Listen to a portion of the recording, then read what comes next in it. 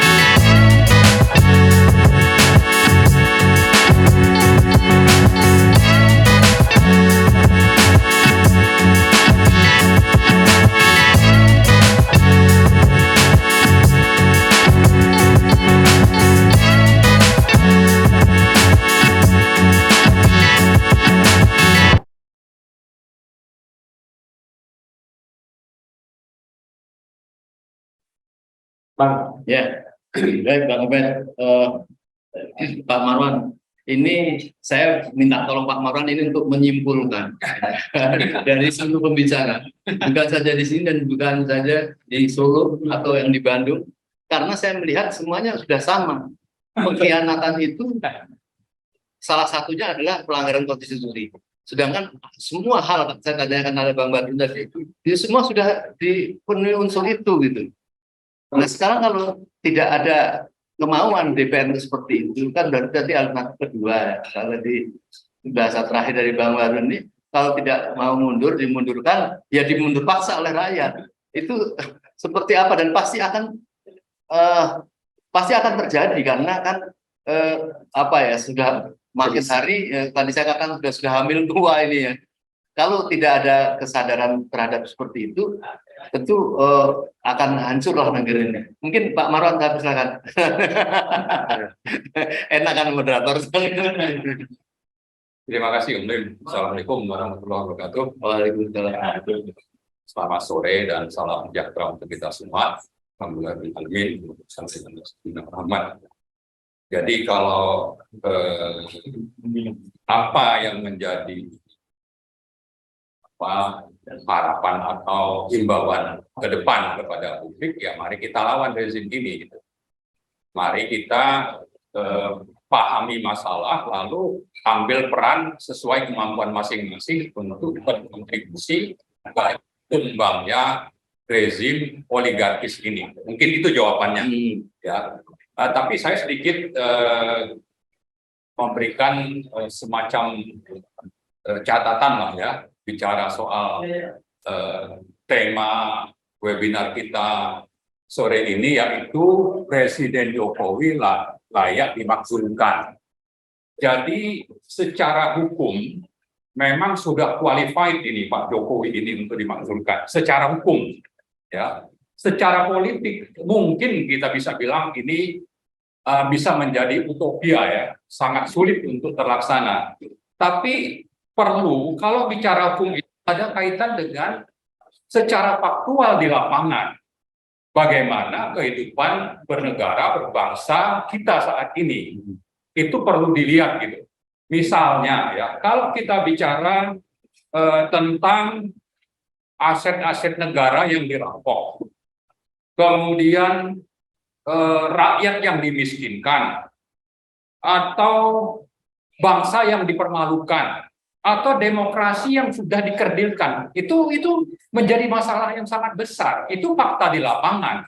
Jadi ini perlu diperhatikan oleh seluruh rakyat, termasuk DPR yang secara politik mungkin tidak mau memakzulkan Pak Jokowi ini, termasuk juga MK sebetulnya. Jadi kalau bicara DPR partai ini kan memang sudah tersandra.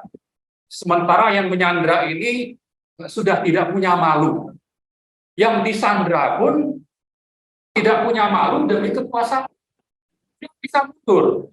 Ya misalnya ketua Golkar, ketua PKB, ketua PAN, ini kan sebetulnya orang-orang yang tersandra, sehingga tidak berani bersikap secara politik untuk menjalankan proses hukum bahwa Jokowi ini sudah qualified untuk dimaksudkan. Kita juga catat di mana MK begitu banyak membuat keputusan dan melanggengkan dominasi oligarki. Karena apa? Karena hakim-hakimnya itu sudah disuap dengan jabatan fasilitas, ya bisa sampai umur berapa, 70 tahun, bisa menjabat sampai 15. Ini fasilitas-fasilitas memang bentuknya suap, ya, atau gratifikasi sebetulnya. Nah inilah kondisi kita saat ini, sehingga kalau kita bicara kembali tadi kepentingan negara, kepentingan rakyat, kepentingan bangsa yang dipermalukan oleh pemimpin yang atau presiden yang tidak punya hipokrit, yang banyak berbohong, ya, yang mengangkangi demokrasi, maka tidak ada jalan lain ya bagi rakyat untuk melawan, dan DPR juga berubah sikap, ya. Itu berhentikan saja tuh pimpinan partai yang memang tersandra itu. Apalagi ini mau pemilu, ya, mereka kan perlu untuk mendapatkan dukungan rakyat. Tapi kalau mereka lebih pro kepada oligarki, maka memang kita tidak banyak berharap untuk ada perubahan dari DPR. Tapi dari rakyat, kita perlu mengingatkan bahwa kita ini, ya, saya ambil 2 contoh di sektor sumber daya alam. Misalnya, pemerintah yang dipimpin oleh Joko Widodo bersama-sama dengan partai itu merampok aset batubara milik negara, ya, yang nilainya itu antara 2.000 sampai 7.000 triliun. Nah, itu pengkhianatan tuh. Ini kejahatan yang memang merampok aset negara yang mestinya kalau ini dikelola oleh BUMN, rakyat menikmati. Tapi siapa yang menikmati? Di sana ada misalnya Tani Toharum, ada Arupin, ada KPC, ada MHU, ada Adaro, ada Medco, Kideko, ada Berau. Berau ini pemiliknya itu Sinarmas. Sinarmas ini sangat banyak mendapat fasilitas selama pemerintahan Jokowi, dan pimpinannya menjadi duta besar di Korea Selatan. Lalu ada pimpinannya juga menjadi wakil otorita IKN. Dan sangat menentukan dalam berbagai kebijakan pemerintah. Termasuk juga tadi bicara soal gratifikasi anak presiden misalnya, itu ada kaitan dengan pembelian saham Persistolo. Ini kan fasilitas yang juga datang dari Sinarmas. Jadi intinya, kembali tadi kalau soal negara dirugikan, aset negara dirampok, rakyat dimiskinkan, itu salah satunya hanya dari sektor tambang batubara saja, yang menurut Undang-Undang 4 2009 dan Pasal 33 ini harus diserahkan oleh pemerintah dan DPR kepada BUMN untuk sebesar-besar kemakmuran rakyat. Tapi faktanya mereka merampok ini melalui perubahan Undang-Undang Minerba. Dalam waktu 3 bulan, undang-undang itu selesai dirubah. Padahal Undang-Undang 4 2009 itu disusun selama 4 tahun. Dan di sana dicatatkan pembentukan undang-undang itu misalnya yang terjadi antara 2005 atau 2006 sampai 2009 itu tambang batu bara itu boleh diperpanjang hanya sampai itu total 30 tahun. Dengan perubahan ini mereka bisa mengelola sampai 50 tahun dan pemegang IUP pun dapat otomatis perpanjangan. Dan saya kira kalau kita mau lihat, kita teropong ya, yang menjadi pemegang saham IUP itu salah satunya adalah Luhut Binsar Panjaitan. Ya, kalau kita bicara PKP 2B itu salah satunya adalah Berapi Sinarmas, tapi di sana juga ada Adaro, yang ada Boy Thohir dan Erick Thohir di sana sahamnya. Nah, kemudian kalau bicara tentang nikel, ini sama perampokannya itu. Ya, kalau bicara berapa kerugian negara itu ratusan triliun setiap tahun.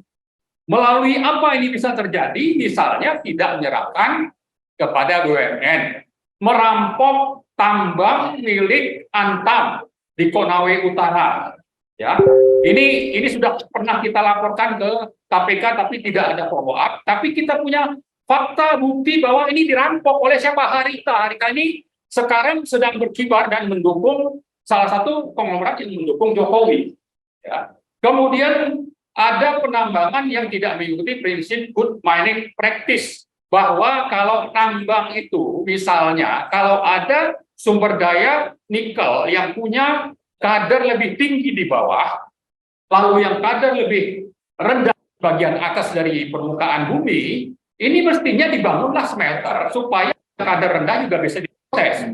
Tapi karena hanya mengejar ya biji yang punya kadar tinggi, sementara smelter yang mengolah biji itu sengaja dipilih dengan Cina dengan investasi murah. Tiap tahun itu triliun kita dirugikan. Dan yang sangat prinsip adalah kalau bicara tentang pajak dan fiskal, ini sumber daya tidak terbarukan.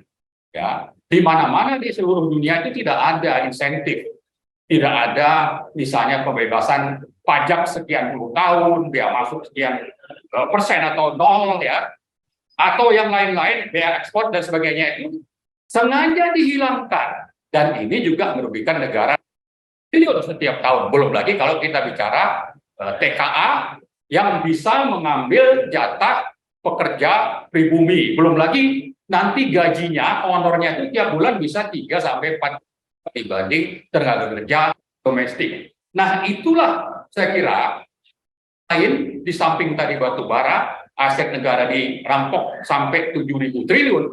Tadi saya ngitungnya itu kalau kita bicara cadangan terbukti dan cadangan potensial, dan harga batu bara itu sekitar $70 per ton. Sekarang masih di atas 150. Pernah sampai $240 per ton beberapa tahun yang lalu. Jadi nilai perampokan itu sangat besar. Dan ini fakta.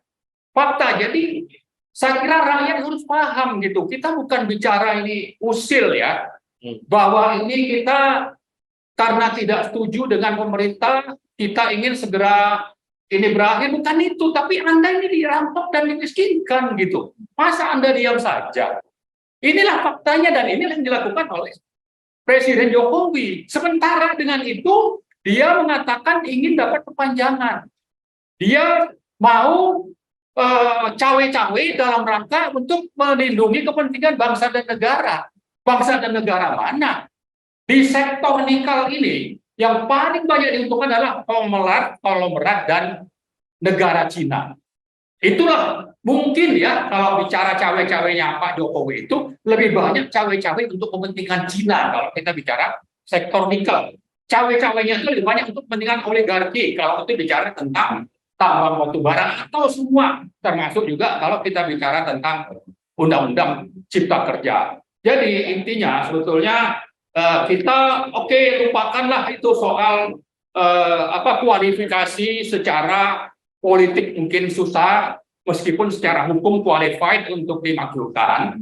Mari kita lihat fakta di lapangan, negara dirampok, demokrasi dikebiri, hak rakyat diambil, kemudian rakyat dimiskinkan. Inilah fakta yang terjadi di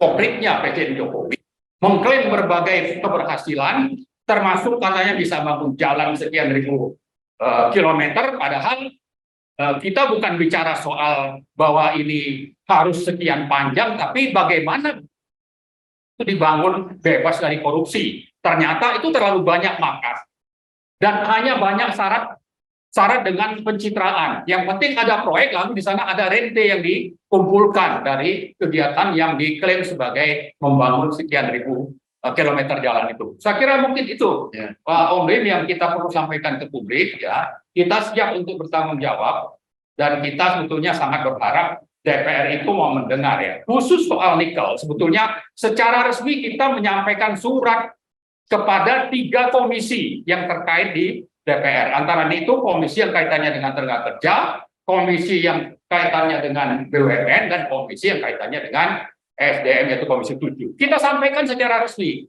Kita dukung dengan fakta-fakta bahwa perusahaan Cina mengiklankan lapangan kerja di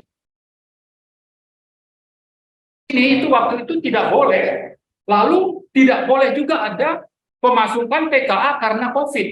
Tapi dengan enteng mengatakan bahwa ini untuk melindungi investasi miliaran dolar. Investasi untuk siapa? Investasi konglomerat, oligarki, dan untuk Cina. Nah, kalau sudah seperti itu, masa rakyat diam saja? Ya, karena kita punya banyak fakta, kita berharap DPR tidak hanya menampung tanpa pernah memperhatikan bagaimana tindak lanjut dan koreksi terhadap berbagai pelanggaran yang sudah dilakukan oleh secara hukum sangat-sangat layak, qualified untuk dimakzulkan. Terima kasih, Pak.